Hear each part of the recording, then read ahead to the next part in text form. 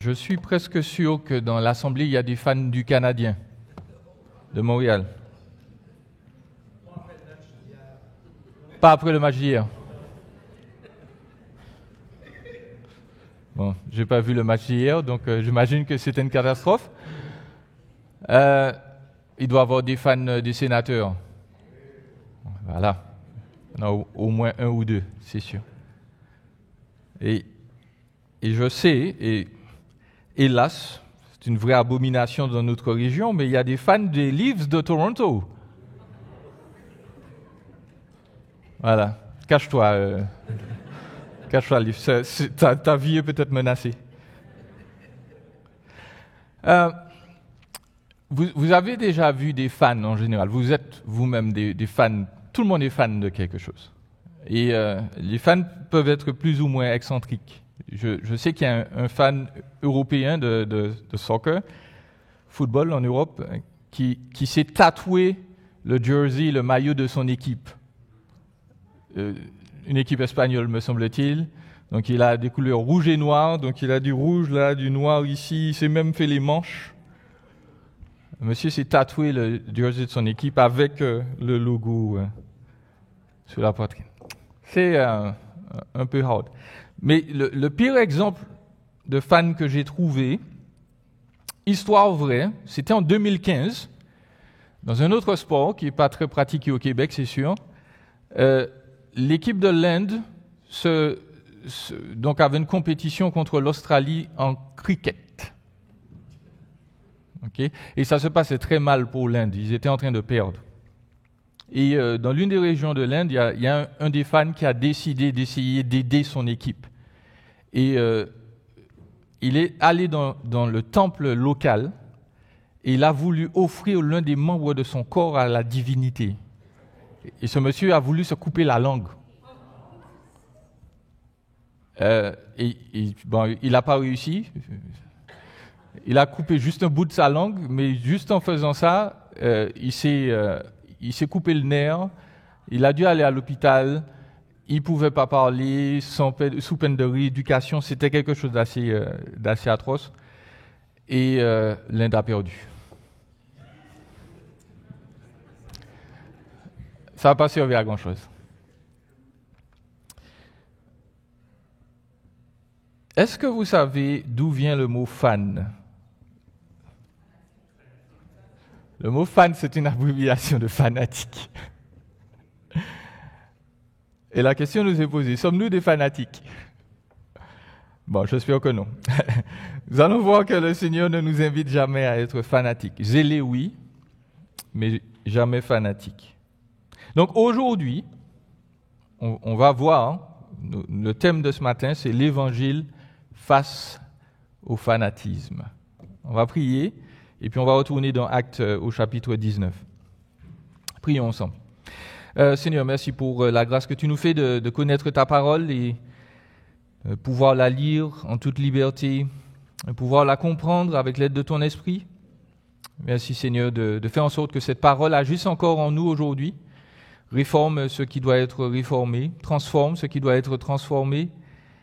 Seigneur, amène en nos cœurs la ressemblance de ton Fils et que nous puissions justement l'honorer et le glorifier de cette manière. Amen. Amen. Je vous invite à tourner dans Acte 19. À partir du verset 23, on va faire la lecture de cette partie très rapidement.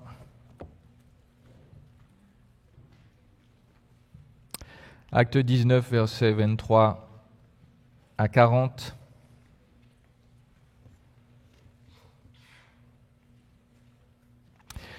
Il nous est dit dans la version à la colombe, à ce moment-là survinrent des troubles assez graves au sujet de la voix du Seigneur.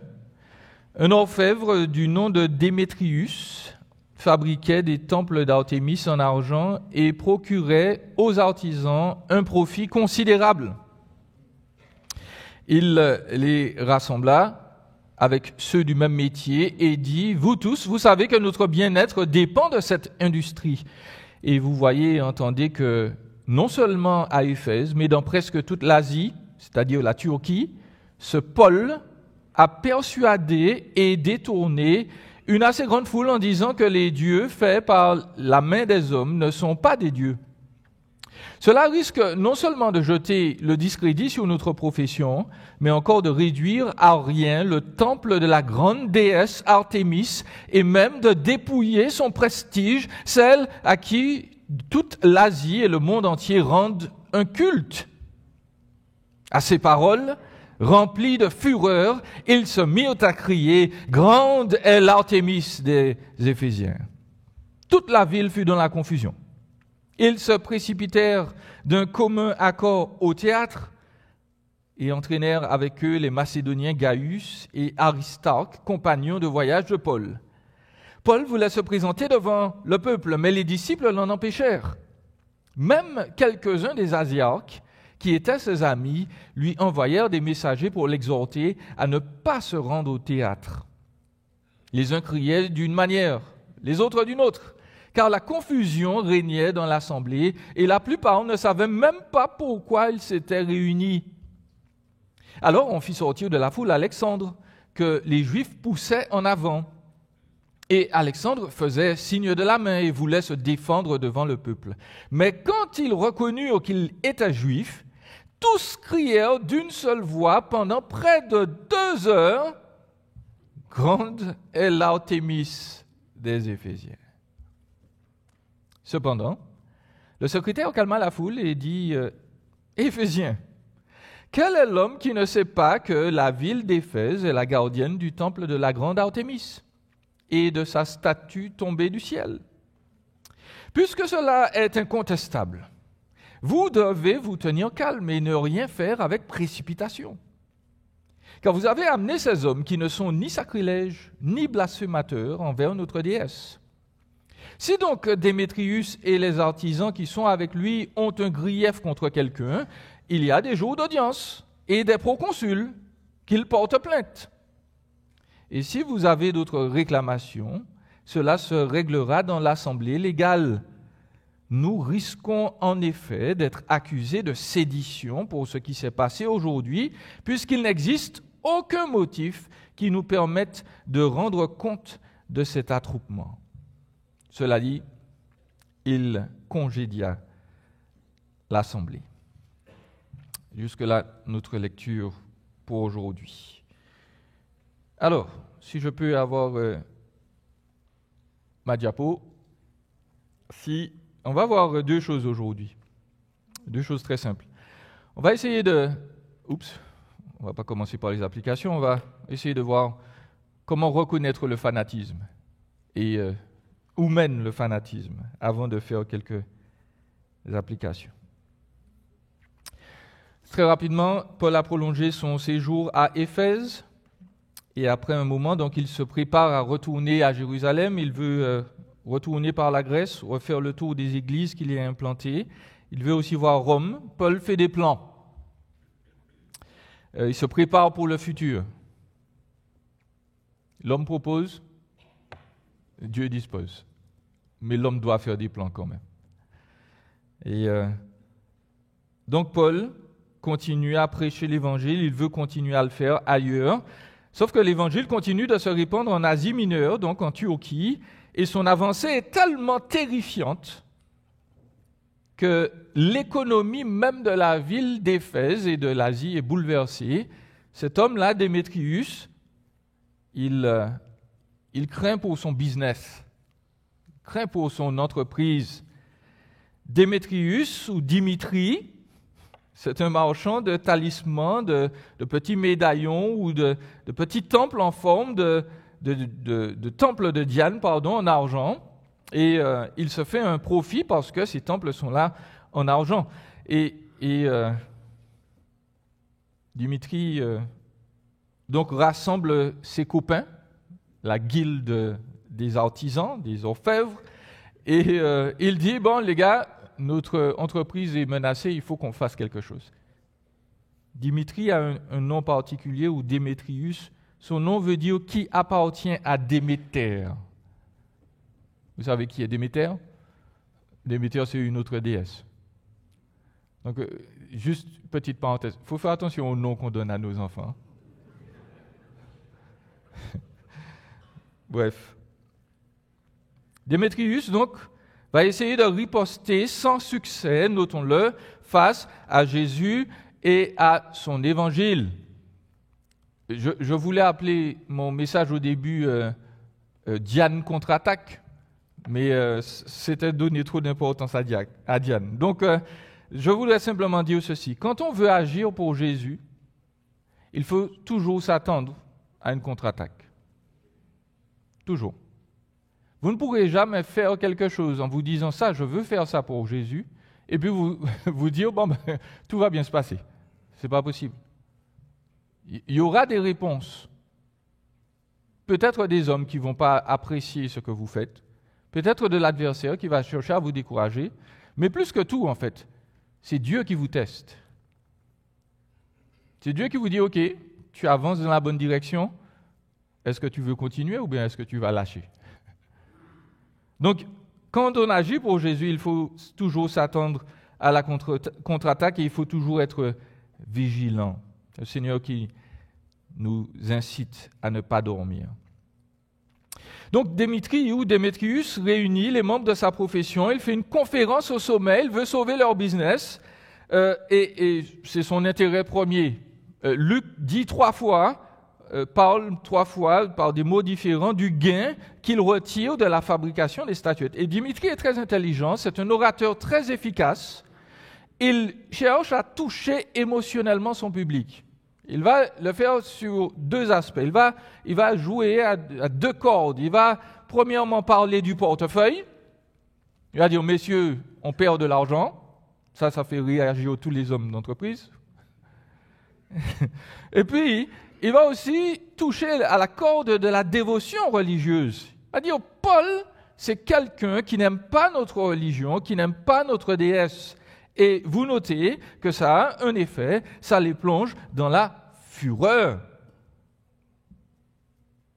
ou dans la colère. Le mot là désigne une explosion de rage et de passion. Ce n'est pas simplement qu'ils sont fâchés, c'est qu'ils explosent de colère. Dimitri a joué sur les cordes et donc là, tout le monde est remonté, énervé, pour ne pas dire enragé contre Jésus, contre Paul. Dans le Nouveau Testament, ce terme-là est toujours utilisé, sauf dans l'Apocalypse, pour parler d'une colère humaine et pécheresse. Et les conséquences de cette colère-là sont évidentes. Vous voyez qu'au verset 29, les artisans entraînent toute la ville dans la folie. Ils ont un instinct de meurtre parce qu'ils n'ont pas pu attraper Paul, mais ils saisissent Gaius et Aristarque. Et à mon avis, ce n'était pas simplement pour avoir une conversation sur la température. 32, verset 32, vous notez que la foule, elle est dans la confusion. Les gens ne savent même pas pourquoi ils sont là. Et plus grave, verset 34, la foule a crié pendant 2 heures, grande est l'Artémis des Éphésiens. Là, on est dans la transe, on est dans la frénésie. Ce n'est pas un comportement normal. On va y revenir. Et puis, notons aussi que la foule est absolument dans l'illégalité lorsqu'elle se réunit dans le stade. Ce n'est pas autorisé par la loi. Mais ça, tout le monde s'en moque. Ils sont fans. Donc, on peut voir le fanatisme en action. Mais justement, c'est quoi le fanatisme? Le fanatisme, avant d'y arriver, peut-être, notez, voici le stade d'Éphèse, là où se trouvaient ces personnes. Le stade contient 25 000 personnes. Le stade était rempli. Donc, vous pouvez avoir une idée de la chose. C'est quoi le fanatisme? Le fanatisme a 2 définitions. Premièrement, l'intérêt ou le goût passionné, parfois excessif, pour quelque chose ou pour quelqu'un. Les fans du Canadien, par exemple. Mais surtout, ce qui nous intéresse là et qui est présenté dans notre texte, le fanatisme, c'est un dévouement absolu et exclusif à une cause qui pousse à l'intolérance religieuse ou politique et conduit à des actes de violence. Il n'y a aucun problème à supporter son équipe ou bien à être passionné pour Jésus, mais quand le zèle déborde et devient violent, intolérant des autres, on a basculé dans le fanatisme. Et je rappelle rapidement que la vraie tolérance, c'est admettre que l'autre ait une opinion différente de la mienne et défendre son droit à exprimer cette opinion différente de la mienne. Parce que depuis quelques années, on a redéfini la tolérance. La tolérance, c'est j'accepte tous les gens qui ont la même opinion que moi et tous les autres qui ont une opinion différente doivent fermer leur bouche. Aujourd'hui, c'est ça la tolérance. Si on n'est pas d'accord avec un certain agenda alphabétique, les autres doivent se taire. Ce n'est pas de la tolérance. La tolérance dit, l'autre a une opinion différente de la mienne et je vais me battre pour qu'il puisse dire pourquoi il est différent. C'est ça la tolérance. Je referme la parenthèse. Il nous faut avancer. Où mène le fanatisme? Le fanatisme mène à 3 choses. Le fanatisme mène à la confusion. On l'a dit, versets 29 et 32, toute la ville est dans la confusion. Ils se précipitent tous ensemble au théâtre. Ils entraînent avec eux des gens. Personne ne sait pourquoi ils sont là. Le mot confusion, c'est le mot insurrection, révolte, avec la nuance de consternation, d'émoi, de désordre et de chaos. Quand on est fanatique, le cerveau ne fonctionne plus. On ne comprend rien. On a juste nos idées en tête. Et nos idées, non seulement elles ne sont pas forcément bien ordonnées, mais elles mènent au désordre. Elles provoquent du désordre. Elles n'aident pas les autres à être stables. Deuxièmement, le fanatisme mène à la déraison. Paul veut se précipiter ou veut parler, se présenter devant le peuple. Mais les disciples lui disent, ne fais pas ça, tu vas te faire tuer. Et vous notez, lorsqu'on fait sortir Alexandre, Alexandre essaie de parler, et là on nous dit, c'est les Juifs qui le poussent en avant. Donc apparemment, la foule, encore une fois là, elle n'a pas fait beaucoup de distinctions. Elle s'est dit, Paul c'est un Juif, donc tous les Juifs sont des hommes à abattre. Notez un peu la légère fragrance d'antisémitisme. Lorsque Alexandre essaie de parler, la foule voit qu'il est Juif, et c'est là qu'elle se met à crier pendant 2 heures. Alexandre, il n'est probablement pas un chrétien, c'est les Juifs qui le poussent là, mais dès qu'on voit sa judaïté, la foule ne lui permet même pas de parler. On va même pas t'écouter, mon ami. Fanatisme. Et puis, troisièmement, le fanatisme mène à une mauvaise exaltation. Chers amis, lorsqu'on crie pendant 2 heures, grande est la Diane des Éphésiens, on a un problème. Et la problématique, ce n'est pas le temps. Ce n'est pas parce qu'on est 2 heures quelque part en train de crier qu'il y a un problème. Parce que justement, lorsque vous regardez votre match de hockey, de basketball, de baseball, ça dure longtemps. Et on crie. Mais on ne répète pas le même refrain pendant 2 heures. Ça, c'est pas normal. Je me rappelle, je suis allé dans une église il y a très longtemps de ça, pendant mes études. Et l'église c'était très simple le dimanche matin. Il y avait 1 heure de louange et 1 heure de prédication. Pendant 1 heure de louange, je n'exagère pas, on a chanté 4 chants.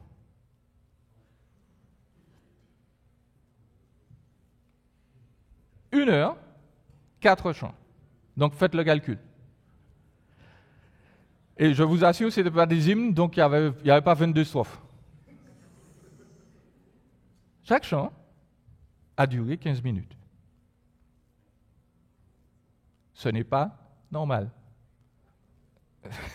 C'est pas normal. Chers amis, les études ont démontré que la répétition prolongée de paroles, même d'attitudes, agit sur votre cerveau. En fait, il y a des gens qui expliquent que lorsqu'on répète les éléments comme ça, on entre dans ce qu'on appelle la transe, dans un état mental de dissociation. Nous ne sommes plus connectés à notre volonté, à nos pensées réelles, et les experts disent le subconscient prend le volant. Et certaines personnes sont très fières de ça. Certaines personnes, d'ailleurs, pensent que l'Esprit de Dieu agit de cette manière, en travaillant sur votre subconscient. Chers amis, Dieu nous demande toujours de réfléchir aujourd'hui. Il n'y a aucun moment où Dieu nous dit « let go, let God ». Dieu nous a donné 1,5 kg pour les hommes, 1,3 kg pour les femmes de matière grise. Il faut l'utiliser constamment.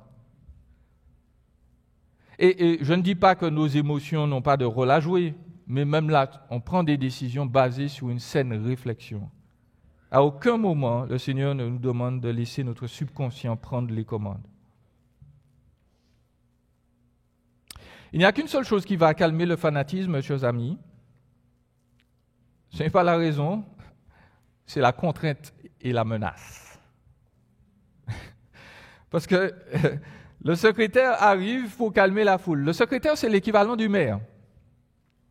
Il vient voir la foule et son discours a l'air très gentil. Il fait un peu comme Dimitri. Il rappelle à la foule que oui, bien entendu, la dévotion religieuse. Il dit, ouais, qui est-ce qui ne sait pas que Diane, c'est la déesse reconnue de la ville? C'est une évidence, mes amis. Donc là, il commence lentement, doucement.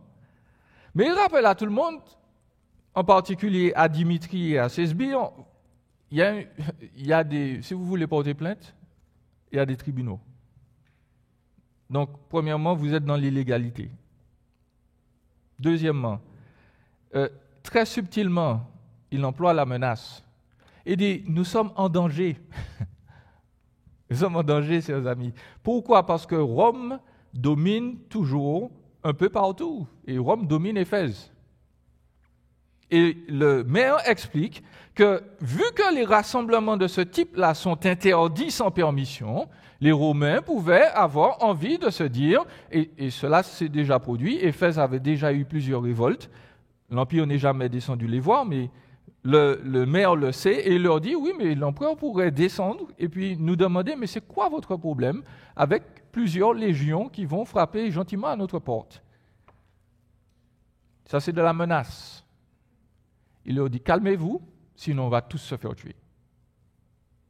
Et puis, il renvoie tout le monde chez soi.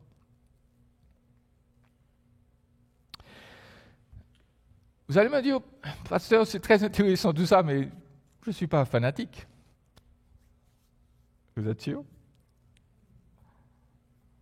Mais avant d'arriver là, qu'est-ce que Luc veut faire dans tout ce texte? Luc veut contraster ce que Paul a fait par l'Évangile et ce que les adorateurs, les idolâtres de Diane font avec leur dévotion frénétique.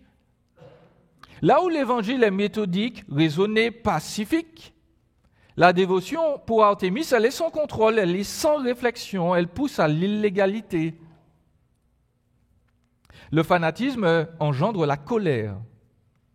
L'Évangile lui donne la paix dans la conscience, la paix entre Dieu et les hommes, la paix entre les hommes et les hommes. Le fanatisme provoque la confusion. L'Évangile, lui, amène une intelligence renouvelée. Lorsqu'on est fanatique, on est en transe, on est dans la frénésie. Jésus ordonne une adoration ordonnée et une louange qui est réfléchie. Le fanatisme se moque de l'autorité. Jésus nous ordonne la soumission aux autorités. Il faut faire quelques applications. Premièrement, il faut faire un lien entre le fanatisme et l'idolâtrie, chers amis. Le fanatisme est enraciné dans l'idolâtrie. Pour revenir à notre définition du fanatisme, on le sait moins. Le mot fanatique ou l'idée de fanatisme vient du latin fanum.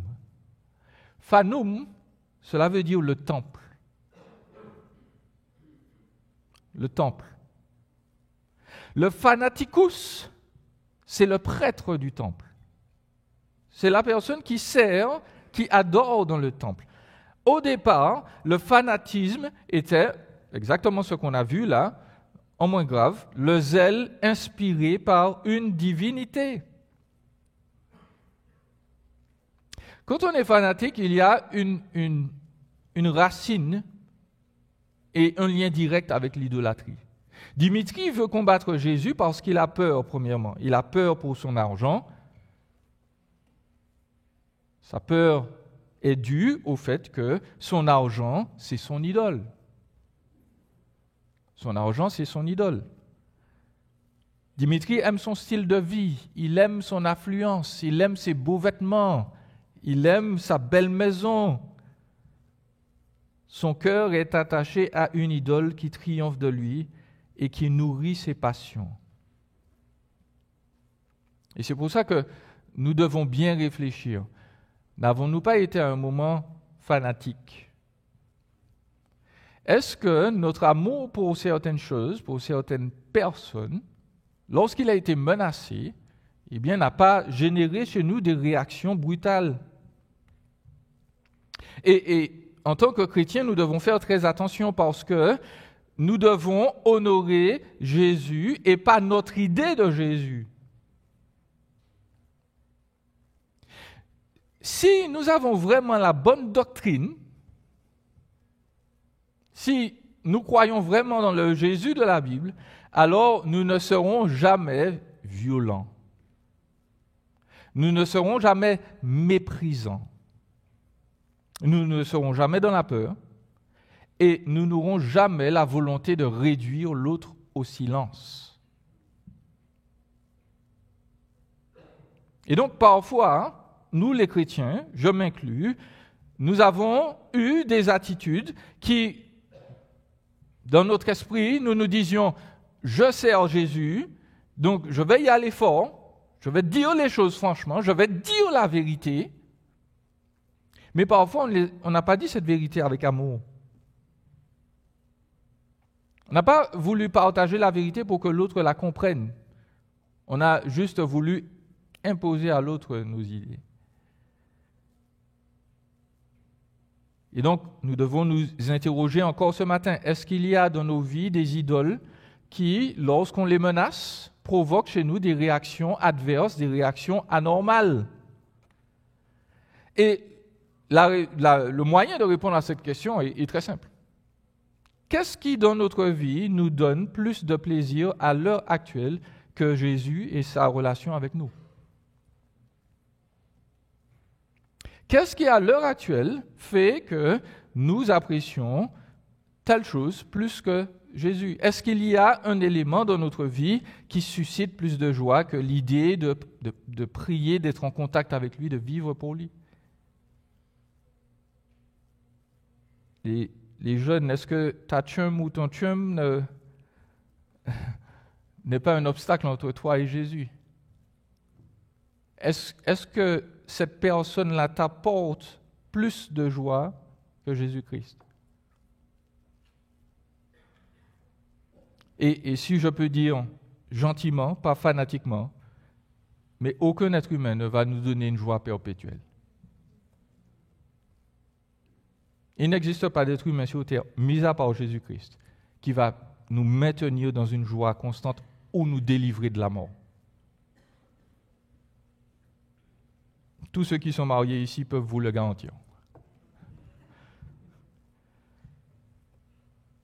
La musique ne va pas nous libérer de nos angoisses. Les substances, les joints, l'alcool ne font pas disparaître nos problèmes. Ils ne donnent pas de solution. Mais Jésus, oui.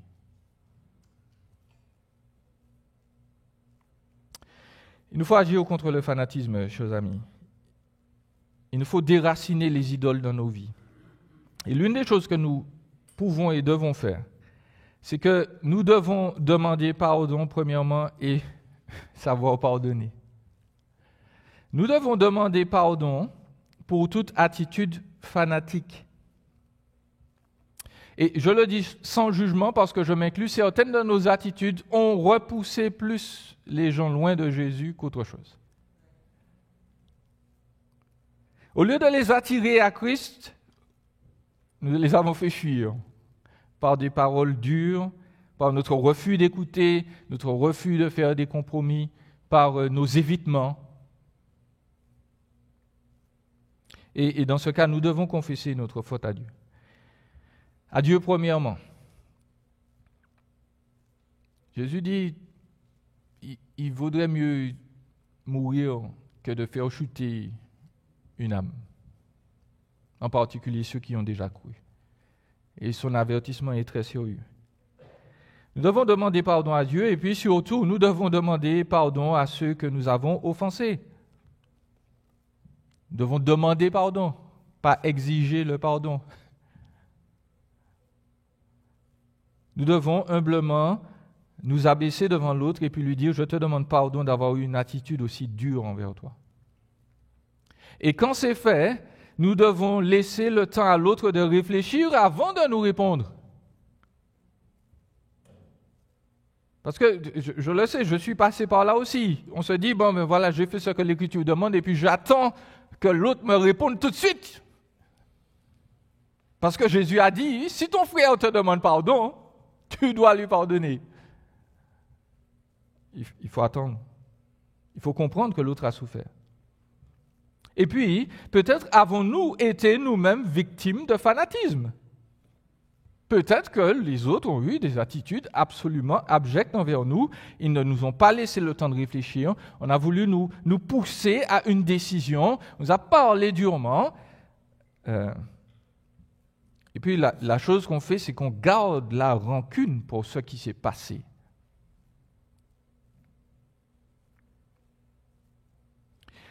La rancune, c'est de l'acide. Vous êtes déjà brûlé avec de l'acide? N'essayez pas. La rancune, c'est de l'acide émotionnel. Ça reste là, et puis ça dévore les choses. Il y a des gens qui sont malades physiquement et malades psychologiquement, simplement parce qu'ils en veulent à quelqu'un. Et parfois, les gens ont raison. Ils ont raison de vouloir à quelqu'un dans le sens où on leur a vraiment fait du tort. Mais la problématique, c'est qu'on ne guérit pas comme ça. Et donc l'Écriture nous dit, si l'autre est venu nous demander pardon, on doit pardonner pour être libre du passé. Et puis si l'autre n'est pas venu nous demander pardon, nous devons nous tourner vers Christ et puis lui demander la grâce d'aimer. Parce que la rancune ne guérit rien. Il nous faut évangéliser, deuxièmement, avec un zèle intelligent. Nous devons certes demander pardon pour tout zèle exagéré, mais nous ne devons pas oublier d'être zélés, parce que si vous êtes comme moi, quand on vous dit « Ok, tu vas trop fort », ben la réaction c'est de se dire « Ok, je vais trop fort », eh ben je ne vais rien faire. On s'assied là, et puis on ne dit plus rien. Donc, comme on nous a déjà fait sentir que par rapport à Jésus, là, on nous embête, on embête les gens, on a été trop dur dans le passé, et bien parfois certains chrétiens se disent moi, je ne veux plus rien dire du tout. Mais la solution au fanatisme, ce n'est pas l'inaction, c'est un zèle intelligent. C'est un zèle qui cherche à comprendre l'autre. Le chrétien n'est pas zélé pour parler. Il est zélé pour établir un contact. Et pour établir un contact, il faut écouter. Il faut être conciliant. Il faut rejoindre l'autre avant. Il faut lui donner raison d'écouter. Ou lorsque nous allons parler de Jésus, il va se dire, oui, ça va de pair avec ta vie. Tu es quelqu'un qui aime et Jésus aime aussi. Oui, ça a du sens. Pourquoi? Parce que Jésus lui-même a été zélé pour nous. Jésus est venu nous rencontrer. Jésus s'est incarné, il est venu parler notre langue. Il est venu s'inscrire dans notre culture humaine. Et puis Jésus a démontré aussi son zèle contre le mal. Il n'a pas été fanatique. Mais vous vous rappelez cet épisode dans Jean au chapitre 2, lorsqu'il s'est fabriqué son fouet là? Vous vous rappelez quand il a voulu nettoyer le temple? Il s'est fabriqué un fouet à partir de roseaux. Alors, il faut noter déjà, lorsqu'on lit ce texte-là, un fouet à partir de roseaux, ça fait pas mal. Parce que certains se disent, voilà, Jésus, c'est une espèce d'énergumène, il a fouetté les gens. Non, vous fabriquez c'est comme si il avait fait un fouet avec du foin. Bon, vous battez les gens à coups de foin, ils ne vont pas sentir grand-chose. Mais il n'empêche, Jésus a semé le trouble dans le temple. Pourquoi? Pour troubler le commerce autour du temple. Là aussi, il y avait il y avait un lien avec l'argent. Jésus a fait ça parce que son Père le lui a commandé, ça c'est un fait. Et puis surtout, parce que les leaders religieux de l'époque permettaient que soient mis de côté ceux à qui était destiné le temple. Lorsque ces messieurs avaient rassemblé les animaux et ils vendaient, ils échangeaient, etc., le problème n'était pas d'échanger les animaux, de les vendre, c'était l'endroit où ils s'étaient placés. L'histoire nous dit que les marchands s'étaient mis dans la cour des non-juifs, dans la cour des païens. Autrement dit, les non-juifs ne pouvaient pas venir adorer Dieu. Et c'est ce que dit Jérémie et Ésaïe. Jésus est fâché parce que sa maison, le temple, le symbole du temple, c'est quoi? C'est une maison de prière. Pour qui? Pour toutes les nations. C'est ça qui froissait Jésus. Et Jésus était énervé donc du fait qu'on ne permettait pas à ceux à qui était destiné le temple de l'adorer. Et Jésus a été zélé. Il n'a pas été fanatique. Il n'a pas été violent. Il a arrêté le commerce. Il a mis le bazar. Pourquoi? Pour que les gens réfléchissent. Et qu'ils comprennent que le temple ultime, c'est lui, et qu'il faut laisser les gens venir à lui.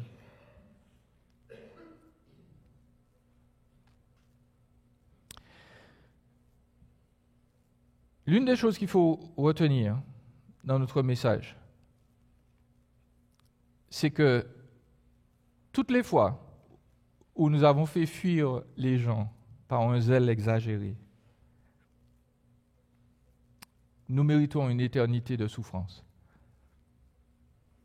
Parce que nous avons fermé la porte, littéralement, du paradis à certaines personnes. Nous leur avons dit, Jésus c'est quelqu'un de dur, de méchant, il te condamne, il te juge.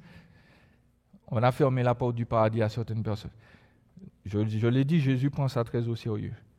Lorsqu'on a fait ça, on mérite une éternité de souffrance. Jésus est venu porter cette souffrance-là.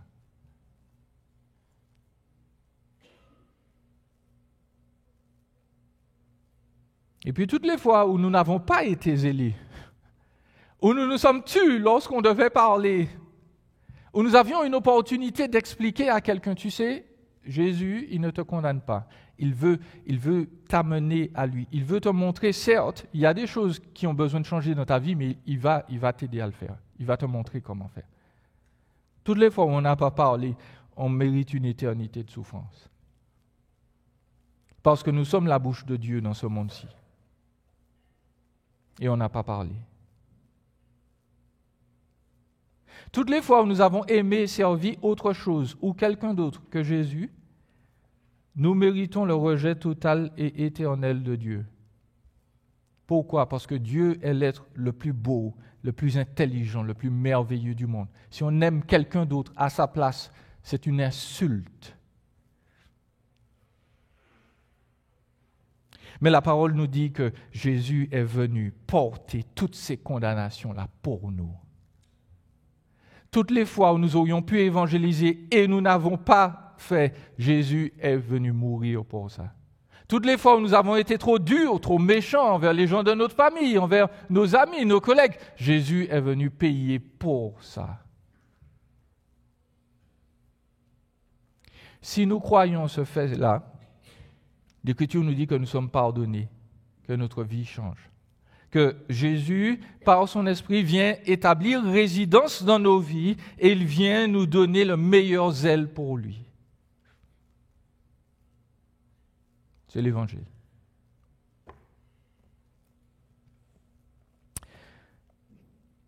Jésus est toujours un guerrier.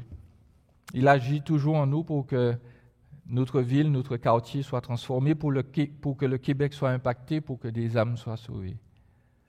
Et il ne le fait pas de manière brutale, de manière méchante.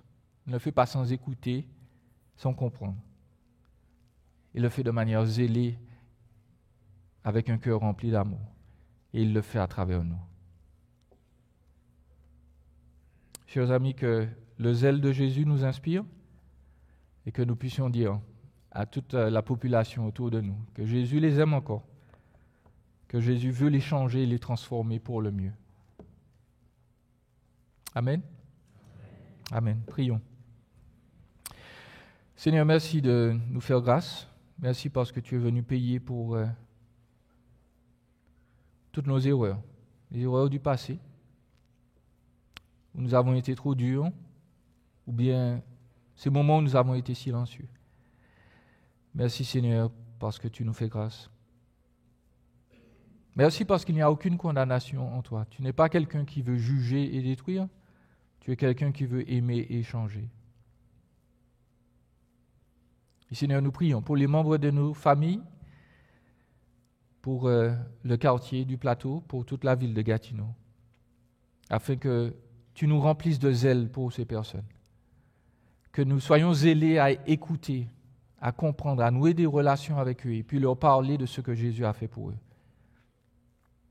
Viens nous donner au sein de notre assemblée de pardonner et de recevoir le pardon aussi lorsque nous avons mal agi. Viens te glorifier en nous, Seigneur, et que Jésus soit vraiment le plus beau, le plus précieux pour nous.